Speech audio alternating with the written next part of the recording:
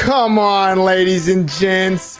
This is the Rocky theme music. This is what gets us going on a Tuesday afternoon. San Diego, you don't know what's coming. We're going to get some action here. We go. Shut up and sit down. The Business Bros Podcast was created for you.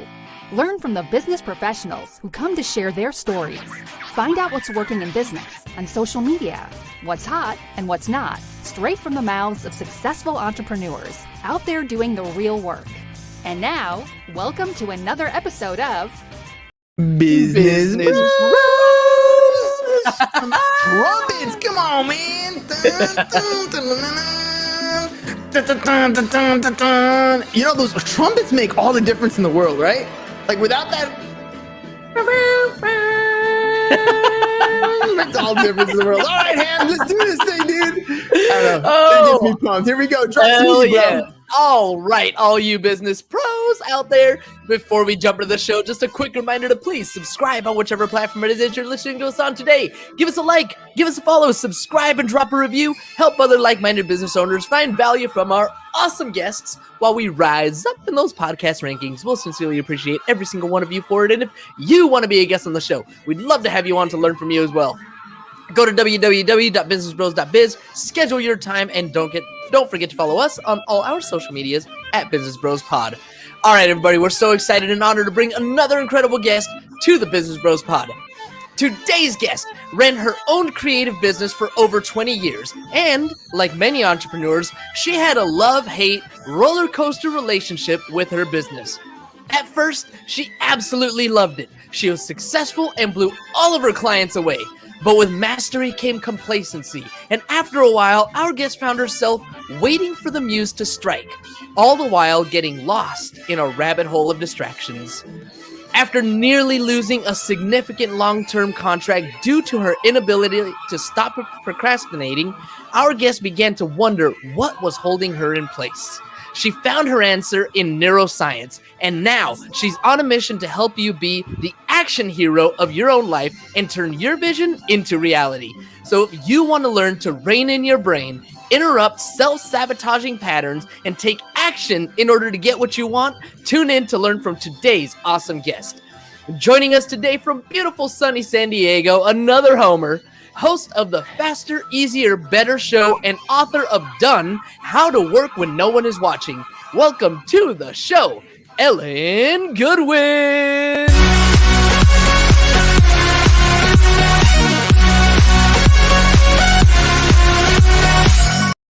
All right, Ellen, let's do this. James, oh my goodness. Drop some fire, Ellen. What'd you think? I love the fire. I love the music. I feel like I should have had a cutoff sweatshirt on with the Rocky theme. Throwing some jabs left and right. All right, well, I mean, the whole theme of today's show is become your own action hero. And, you know, the thing about Rocky is he wasn't the best. And if you ever watch, spoiler alert, ladies and gentlemen, if you ever watch Rocky 1, he doesn't even win the fight. And how does that compare with you know, the entrepreneurial journey? I mean, most people don't really win the fight the very first time they hop in the ring of this entrepreneurial space, right? They do not. I have a friend that told me years ago, like, you can't knock a refrigerator over on the first time. You know, you've got to rock it back and forth before it goes down. And that's a little bit like the entrepreneurial journey. You know, you're rocking it, you think it's going to go down, and oops, nope, you don't succeed. So yeah, it's getting in that ring and fighting and coming back. It's all about the comeback, right? I love Ham. There's a clip on here, but it doesn't quite do the whole clip because I cut it off. But Rocky does say it's not how hard you get hit. It's about how it's about how many. It's about it's not about how many times you get hit. It's about how many times you get up or something like that. I'm butchering the whole line. Dang it! Oh man! And Well, if you know what you're worth, then go out and get what you're worth. Close enough. I mean, that was the other one that he says. But the point is here, it's a series of failures, right? Every time that we go out and try something, we don't know if it's going to win. We don't know if we're going to achieve a certain amount of success or not. Would you consider failure experience? But it is recent experience, Thanos. It's exactly what it is. Ellen, tell me some of your failures, some of your experiences that got you to where you are today. Oh my gosh. How much time do we have? There's like way too many of them. Well, as was talked about in the introduction, I ran for years. I ran my own creative design firm, and I was doing great. And then I just fell into what I like to call the pit of procrastination, where I just didn't get things done. I would, there was nobody watching me. There was no accountability. I just would not get things done. And I almost lost my business because of it. And that failure, because I did lose that client and a few more. That failure brought me to where I am now, because it made me think about, like, why am I procrastinating? Yeah, that makes no sense whatsoever. And it was at that point that I just did, for lack of a better word, because I hate this word, did into education, training, neuroscience, to discover I was procrastinating. And it all comes back to the brain. So if I hadn't failed, if I hadn't procrastinated, lost clients, business, I wouldn't be where I am now. I wouldn't understand how to overcome that, to be productive, to get things done. And I wouldn't be doing what I do now that I love. Let's talk a little bit about that idea of going and diving deep and learning something, right? Because, learning things it can be addicting, but oftentimes what happens is we end up suffering from a paralysis of analysis, right? You're not the only one cursed with knowledge. Exactly, right? There are people who are very knowledgeable in a lot of different things. They get out there and they learn and they try and they decide that, something that I was doing wasn't working. And then, did I lose you, Ellen? I think we might have. Oh, well, I'll keep going with you, Ham. Like, we end up, we study and we pick up a book, and that's a great book. I'm thinking of, like, I'll remove her from the screen until she comes back. Where I'm thinking of, like, book clubs, right? Oh, did she come back? Not yet. I'm thinking of book clubs, like our 5 a.m. club. There's so many different books that we read. There's so many different things that we learn, but that's where it ends, right? Like, all of a sudden we learn something and I was like, oh, that was a great book. That was a great story. That was a great whatever. We don't actually do anything with it. Like, the implementation is that part that makes a difference in whatever it is that we're doing. You actually have to go out and try, not necessarily successfully, and I think that's one thing we got to accept, is that we suck at the beginning. Dude, we've been doing this podcast for 3 years, and when I talk about it to people now, I feel like I have to explain to them it took 3 years to figure it out. Like, it took 3 years for us to get a clearly defined framework for our show, a clearly defined idea in who our ideal audience is, a clearly defined product or service. Like, 3 years of trying to do that stuff. Ellen, you're back. And she's back. I'm back. We got you. Little surge over here and lost everything. Oh, wow. That's all right. That's the downside to having a live show, ladies and gentlemen. We just got to push through the hookups.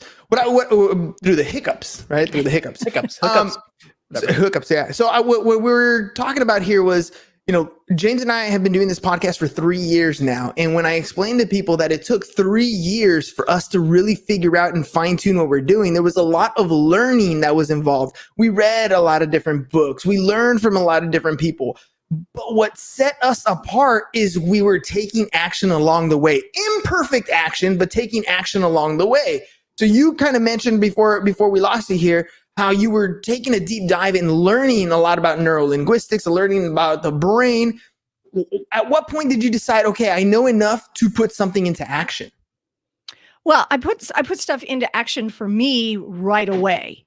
I'd learn something and I'd go, okay, let's see if I do it this way, how's it going to work for me? And I would try it out, and I did a lot of, again, trial, failure. Okay, try it this way. Doesn't work. And then as I put those together, people saw what I was doing. They saw that I was getting stuff done. My business was increasing.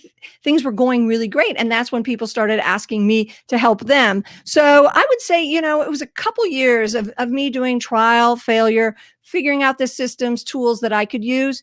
And then I brought other people I started helping them out. And it's something I still use in my business. And that is when I talk about productivity, I talk about, building better habits, being more focused, all of those things.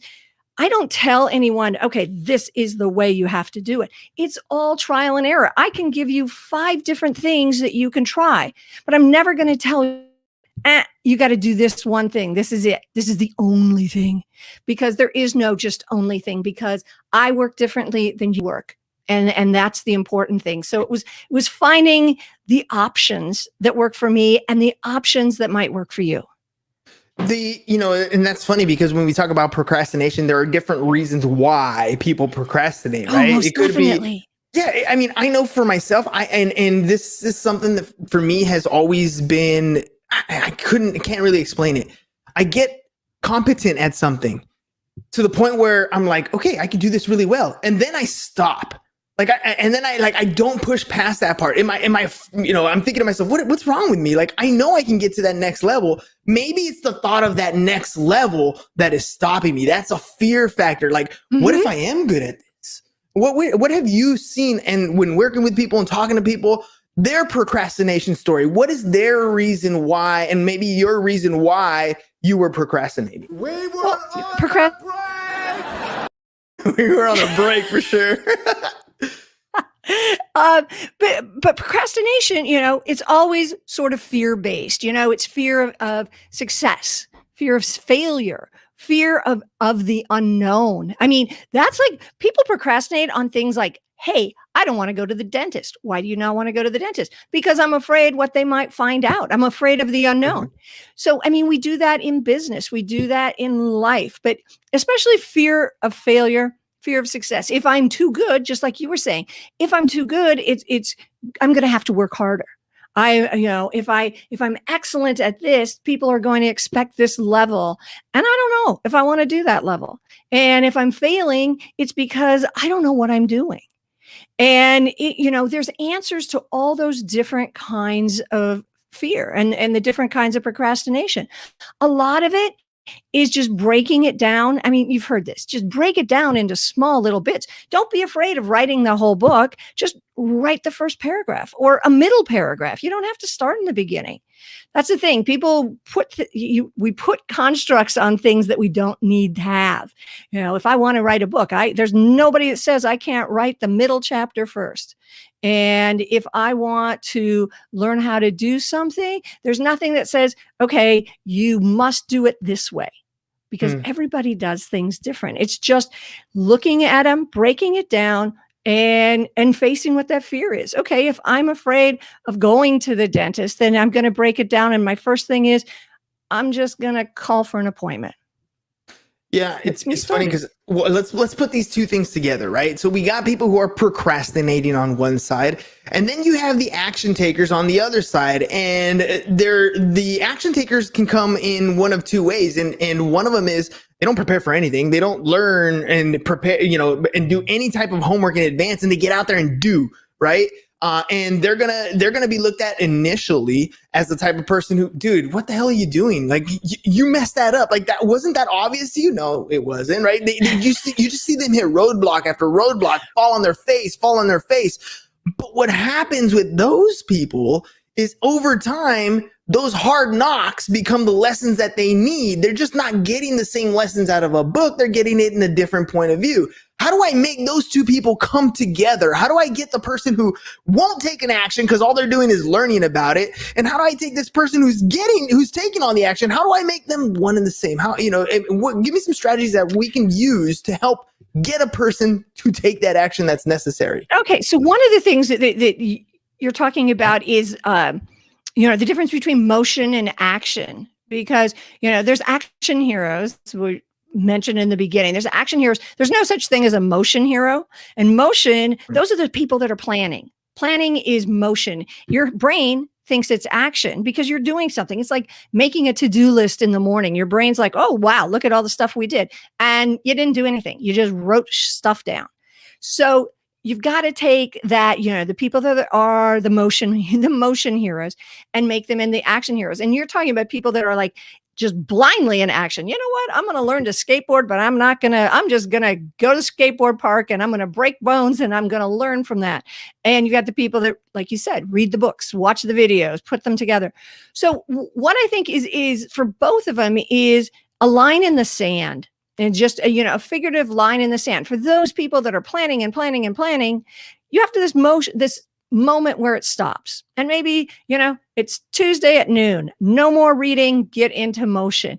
And then for the people that are already in motion, it's stepping back and maybe doing a little planning. Just, hey, watch a couple videos, get the basics down. So you're like flailing around blindly, but that you can keep moving forward, both of you, because you've got two different kinds of people, but move forward in different ways. Yeah, and the key there is moving forward, right? Is understanding that both of you are moving in a forward direction.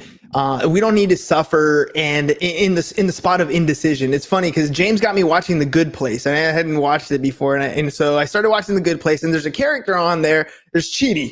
And Chidi suffers from, he can't make a decision. If you tell him pick the brown hat or the white hat, he'll go over every reason why it's the brown hat and then look over at the white hat and say, well, maybe it could be the white hat, and nothing ends up happening. All right.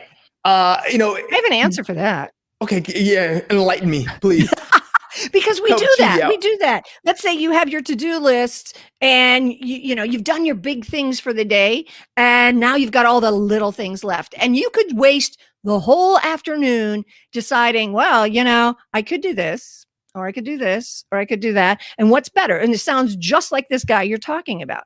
So what you do is you number every one of those things. Anytime you have a decision, whether it's on your to-do list or what to have for dinner or where to go for vacation, just number them.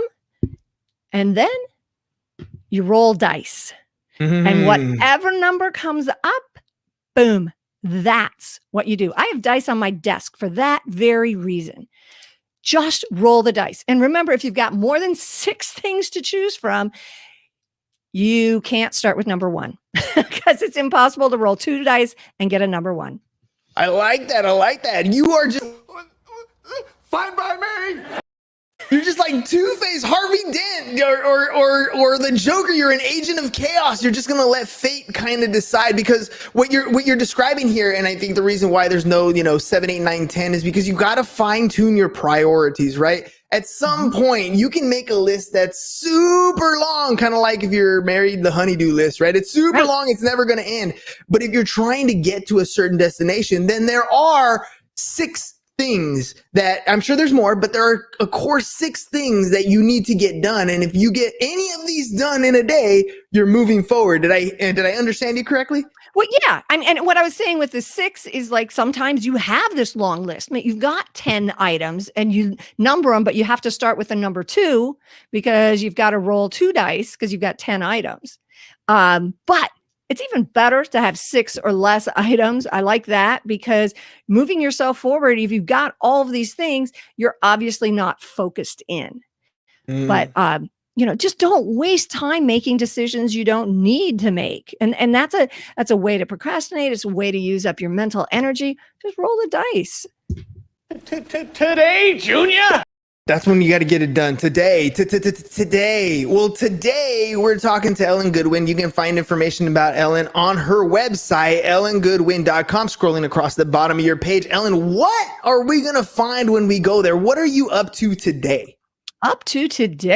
Well, I am helping people get their stuff done. I have a book called How to Work When No One's Watching. The whole idea is that we don't always have people watching. For years I worked when no one was watching me, and I learned those ways to get things done. And that has to do with what we're talking about: procrastination, building better habits, better focus. So you'll find on my website, you'll find information about the book, find information about courses. I talk a lot about distractions, because that is a prime way that we procrastinate. We get distracted. Our phone, hey baby, let's just get on our phone. Let's get on our screens. So on my website, if you ellengoodwin.com/blockers, I have a download for computer and phone blockers, free blockers that you can put on so you don't get distracted. It's like the bumper rails at the bowling alley. Like, let's just put this safety net on this side. Let's put the safety net on this side, so you can just focus on those 10 pins at the end, and now roll the ball. Right? That's what I'm hearing you. You are all spot on. Yes, that's exactly it. That's exactly it. The world, when you can get your stuff done, you get your have tos done so you can get to do your want tos. I mean, that's really the message of productivity, is being able to get what you have to get done so you can go on and get your other stuff. Do the fun stuff. Go bowling badly with bumpers. Well, James is better than me. I definitely need the bumpers. He can actually keep the ball down the middle. I'm over it. I can't. Losers always whine about their best. All right, I knew you, dude. That was a good one. Ellen, take me back to your procrastination days. I feel like sometimes there are entrepreneurs who don't realize some of those distractions that are coming to their life. They keep feeling like they're busy. They're just feel like they just don't know why they're not being productive. Right. I mean, a lot of people, and I was just actually writing about this morning, that busyness is a sign, like a badge of honor. Oh, I'm so busy. That is a choice. That tells me that you have not identified what your important work is, and you're not focusing on it, because your important work is the stuff that, again, moves you forward, like we talked about, because whatever it is your goal is, and whether it's to get more clients, to build your business, to sell your business, you have a goal. And so your important work is going to move you towards that. So your job is to eliminate the stuff that keeps you from your important work. And that is just, like I said, distractions. That's going to stop you. Having bad habits, not focusing, but it's finding your important work, focusing on that, doing the things to move that forward. How do you feel about the hustle mentality? I think there's a big misconception between, and you kind of laid it out there, between that hustle mentality, somebody who's working towards something and working a lot, versus somebody who's busy trying to be a hustler. Yeah, I'm not a fan of like the hustle lifestyle. I like to sleep way too much for that. So I believe that you can narrow down what you need to do. You can find what you need to do. What is important today that will move me forward? I have a quote on my wall that says, "Did I spend today chasing mice or hunting antelope?" And that's the thing. You want to be hunting antelope. Busy is hunting for mice, and mice aren't going to feed you. You're looking for the antelope, the big thing. So the hustle is, oh, I'm so busy. I have to post here. I have to do this. I have to do. You can delegate. You can go through and you can give yourself a digital detox. So you're not, spending all your time on things that aren't helping you. I think it comes down to identifying and being very, very clear about what moves you forward and focusing on that instead of trying to take care of all the little things. Speaking of delegating, I had lunch today with a colleague, and he was talking about what he called his 70% rule. And what he said is he had to come to grips with his ability to scale a company when he would write down his process and then train somebody to run his process. He had to come to grips with the fact that that person was not him. That when he delegated, that person might not be 100% the way he was, but as long as they were able to be a 70% at that process, he was able to grow and scale and gain more of his time.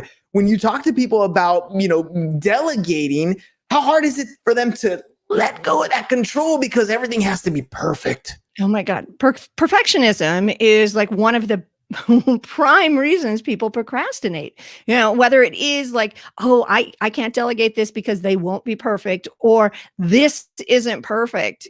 I can't send this out into the world. I mean, unless you are making like that rocket ship that went up today, or you're doing brain surgery, most things do not have to be 100% perfect. And that's hard for people to swallow, but it is just like you're talking about your friends, 70%. If that's going to move your business forward and like the roof's not going to fall down and clients aren't going to run screaming down the street, I would go with it. Yeah, that's the thing is, he and just to clarify, ladies and gentlemen, he's not saying the end result is going to be 70% of what he's used to. He's just saying the person who comes in is not going to have the same energy. It's not going to have the same work ethic as you do, as the owner does. And it's okay to relinquish some of these things and empower your employees to do some of these things because you've built the processes in place. But you have to let go of some things. Otherwise, you stay stuck busy, right? I mean, how important is it to you to have the time to sleep in, to have that time to do whatever it is that you want to do versus those things that you have to do? Exactly. I'm right there with you because yeah, it's lovely to be able to say, okay, this is happening today. And so I'm going to work all morning and then I have to take the afternoon off because this is, I can do that. And it's important to me. So I am right there with you. The 70%, getting this stuff done, but it doesn't have to be perfect, but you're not making yourself crazy. Because time is valuable. I think the other side of that is we often forget why we got into business in the first place. We get stuck in all the complicated details of whatever you're selling and your processes and whatnot. But what did you do this for? You did it so that you can put food on the table and you had extra time to spend with your friends and family. What happened to that extra time? It's gone. Yeah. I mean, it sucks. It sucks. If you don't focus in on it, if you don't put your effort forward in that direction, like we were talking about earlier, get rid of those distractions, then you're gonna not have that time. Ellen, before we head out, because we are running low on our time. Yeah, we are. I know we talked a little bit about what's on your website, but if people want to reach out to you, talk to you, read some of your stuff, how can they get a hold of you and what are you offering them? Okay. You can always reach out to me at ellen@ellengoodwin.com. You can contact me through the website. A lot of my articles and stuff are up on Medium. And if you go to my website, ellen@ellengoodwin.com, that's my, that's my address. ellengoodwin.com/blockers is where you can download a complete guide to computer and phone blockers. So you can stop some of those distractions and you'll be able to get more done. I mean, there's this great blocker on there that turns your phone, that can turn your phone black and white. I mean, you've got that on your phone now, but it also turns things black and white and then makes all your icons boring. Well, if they're not red with notifications, ladies and gentlemen, or beautiful colors because they're designed to grab your attention, you're not going to click on them as much and you're going to be focused on what you're supposed to be focused on. Ellen, I've had a great time talking to you today. And we are in the business of customer testimonials. So if you can do me a favor and let me know, what was your experience like with us on the Business Bros podcast? This has been one of the funnest podcasts I've ever been on. I had a blast. I apologize for the technical stuff, but this was fantastic. Every step of the way has been spot on. Communication, reaching out, making sure I knew everything that was going to happen. And I loved your questions. I love how prepared you are. I'd talk to you guys again.